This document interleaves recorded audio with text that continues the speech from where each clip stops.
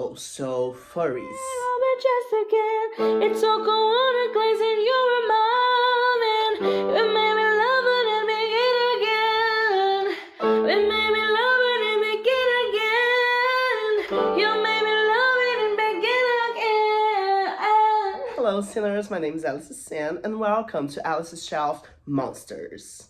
Today we'll start talking about werewolves, which are quite interesting, especially because we'll be talking about Angela Carter's takes on Little Red Riding Hood, and this will help us a lot. So here we go. Follow Mama. Although there is no fixated origin story to werewolves, we can go back even to ancient Rome, because they had the myth of the Lycon, which became lycanthropos. It just means wolf in Latin. The myth being, a man was transformed into a wolf after trying to offer Jupiter human flesh. And that's quite interesting because this connection between werewolves and cannibalism is actually not that rare, and it has happened many times throughout literature. And why does that happen? Because wolves are well known to eat the corpse of their deceased ones. So that connects us to cannibalism. And it created this whole idea of humanity versus bestiality, which Angela Carter is always talking about, is really on the place of birth of werewolf stories. And during the trials, like the witch trials, when they tried werewolves, those trials were usually connected to cannibalism. So there was this association that if a man was a cannibal, he might have been a werewolf. And remembering that werewolf is a term that's connected to men. Then we have like the she-wolves and whatnot, but that's too recent. That's not back in the day. And the myths of werewolves were actually racistly used to hunt and kill the Native Americans, because they would believe that they would say that just in order to have a reason to kill the Native Americans, but they would say that the Native Americans were like cannibals and they would turn into wolves in the middle of the night and go kill people. So that's why we have to turn everyone into white men, because the white men are like the correct side of shit. And the success of this idea of transformation and of an existence between humanity and bestiality was actually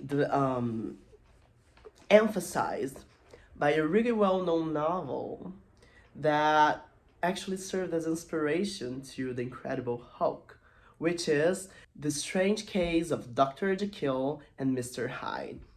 Everybody says Jekyll. The thing is, this Jekyll is a game with the word je in French for me, and kill, so Jekyll, and Mr. Hyde, because he's hiding. Very self-explanatory, isn't it? Yeah, I love that. And there are 3 ways to become a werewolf, like 3 different types of myths. The first one sets the werewolves as victims, so they suffered a curse. They're under a curse. The second ones are the damned, so they were punished for something they did, and now they have to exist as werewolves. And the third ones are the warriors, or berserkers, who would use the spiritual power of a wolf to hunt, but they didn't go through a physical transformation. It was like more of a spiritual thing. So now let's talk a little about film history, because the werewolves you know from today are actually pretty derived from cinema, especially The Wolfman.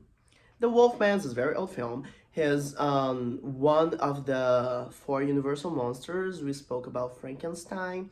There's Dracula, the Mummy, and then the Wolfman. And it's really interesting because all of those 3 previous ones derive from literary pieces. The Wolfman does not. This connection between werewolves and the moon actually comes from the Wolfman. Now, in the 80s, things change. Firstly, because the visual effects changed this whole idea of transformation. Because people became obsessed with werewolves because they just like to see the effects in the movies. And then we can think of The Howling and An American Wolf in London, and how that helped consolidate this connection between the werewolves and the full moon. And also in 85, we have Teen Wolf, not the series, the movie. And Teen Wolf gets werewolves out of the world of horror. And now it's no longer about the brutality of transformation. So Twilight and Teen Wolf actually only to Teen Wolf to change the perspective on werewolves. And do you remember when we talked about vampires and how they became romanticized in the 80s because of the HIV crisis? And now we're romanticizing werewolves when in the 80s precisely. And we have a romantic era in film history here happening. Oh my god, did I just come up with that? I'm so brilliant. So lastly, let's talk about the terrible thing, Christianity.